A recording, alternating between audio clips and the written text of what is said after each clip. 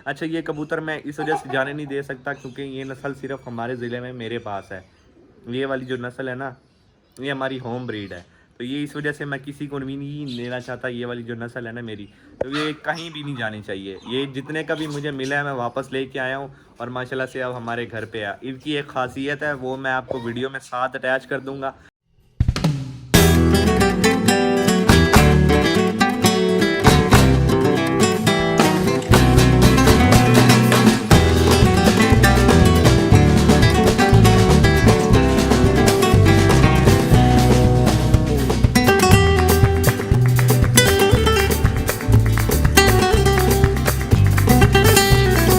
तो अस्सलाम वालेकुम, वेलकम बैक होगा सबका मेरे छोटे से व्लॉग में। कैसे उम्मीद करता हूँ ठीक होंगे। आज का व्लॉग स्टार्ट करते हैं, अपनी रूटीन का आगाज करते हैं। आपको सारे परिंदे दिखाता हूँ और माशाल्लाह से अब बहुत अच्छी हवा चल रही है। पहले काफ़ी ज़्यादा हब्बस था, अब माशाल्लाह से आवाज़ चलना स्टार्ट हो गई है। और एक और गुड न्यूज़ है जो कि आपको सुन के खुशी होगी। पिछले व्लॉग में मैं जैसा कि आपको बताया था, हमारे काफ़ी सारे कबूतर गायब हुए थे। तो उन्हीं कबूतर के मुतालिक कोई न्यूज़ है तो वो मैं आपको बताऊंगा। इसमें ना मैं अपने सारे परिंदों को चावल वगैरह जो सब्जी के छिलके होते हैं वो डालता हूँ। तो इस छोटी सी जगह में ना काफ़ी ज़्यादा लड़ाइयाँ होती हैं क्योंकि एक दूसरे को मारते रहते हैं। तो फिर एक और चीज़, ये सीलिंग हमने करवाई थी, डिज़ाइन बनवाया था, तो ये उसके नीचे मैं चारपाई डाल के पड़ा था और ना ऐसे ही वो मेरे अचानक से मेरे ऊपर गिर गई।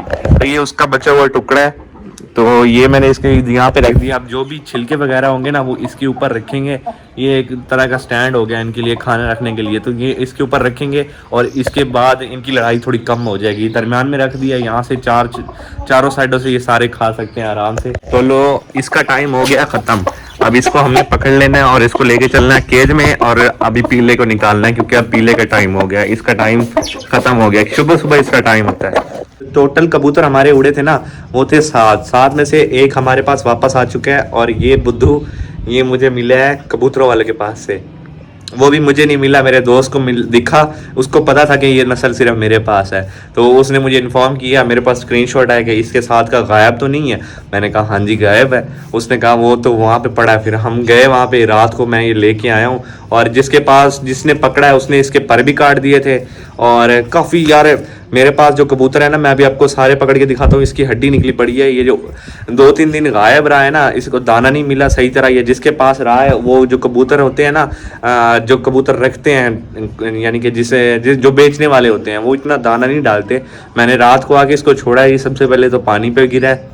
हालांकि रात को तो सब परिंदों का पेट भरा होना चाहिए क्योंकि सबसे बड़ी रात ही सबसे इनके लिए मुश्किल होती है गुजारना। दिन को तो ये चल फिर के खाते रहते हैं। तो इसको पानी की इतनी प्यास थी और ऊपर इसने आके इतना दाना दबाया है ना, इतना दाना खाया है, कोई हद नहीं। इतना भूखा था बेचारा, था भी मेरा। और इसको मैं पैसे दे के लेके आया हूँ रात को। ये कबूतर था भी मेरा।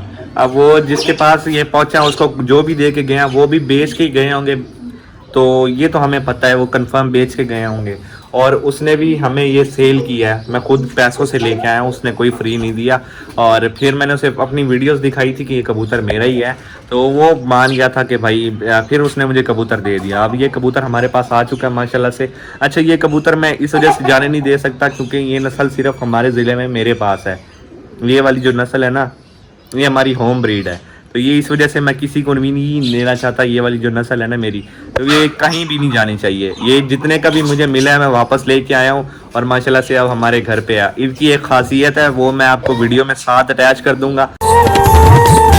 जिस जाते प्यार होंदा रोसे जरूर होंदे, खनी बुदला जलाजा जदा बेली दूर होंदे। जेड़ा दिल दे नाल कीता है, जेड़ा दिल दे नाल कीता है, वादा निभा। तो इनकी खासियत में इनका जाइंट साइज भी मैटर करता है। अब ये अपने बाप के साथ खेल रहा है, ये इसका बाप ही है, ये इसका फादर है। और ये माशाल्लाह से अपना नया मेल बना है और इनकी आपस में अच्छी खासी जमती है। अभी भी इतना बड़ा हो गया लेकिन अभी भी अपने बाप से फीड लेता है। ये पता नहीं, ये मुझे अजीब सी बात लगी है। ये जो बच्चे फिर रहे हैं ना, इन्होंने फीड लेना छोड़ दिया है, लेकिन ये इतना बड़ा हो के अभी भी अपने बाप के पीछे फिर रहा होता है फीड लेने के लिए। हालांकि खुद भी पेट भर लेता है लेकिन अपने बाप से भी जो वो बेचारा खा के फिर रहा होता है वो भी निकलवा लेता है।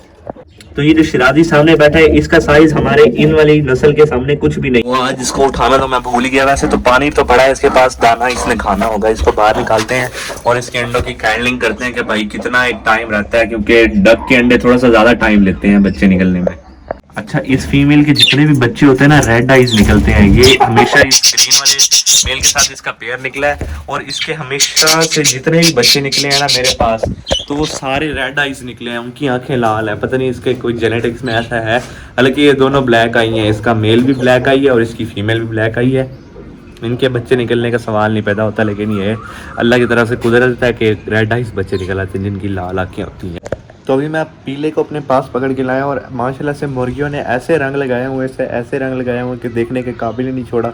इतना प्यारा मुर्गा था मेरा। और इसकी आप हालत चेक करो, ये देखो, ये सारा मुर्गियों का काम है भाई, मुर्गियों का काम है ये इसको ज़्यादा शौक चढ़ता है ना, अपनी मुर्गियों के पास खड़ा रहता है और बाल नचवाता रहता है अपने रेजे की तरह। एक दो आगे से लगाया ना, फिर मुर्गियाँ भी नहीं आगे से बाल खाती।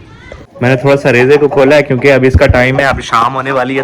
तो जब तक अब फुल अंधेरा नहीं होने वाला तब तक हमारा रेजा खुला रहेगा। मैंने दोनों मुर्गियाँ बंद कर दी हैं, शिफ्टिंग कर दी है। पीले के साथ इसकी नहीं बनती तो उसको ऊपर कर दिया है और जो हमारा बड़ा वाला मुर्गा उसको नीचे कर दिया। अच्छा, इस व्लॉग को एंड करते हैं यहीं पे, कल मिलते हैं नए व्लॉग के साथ। तब तक के लिए अल्लाह हाफिज़।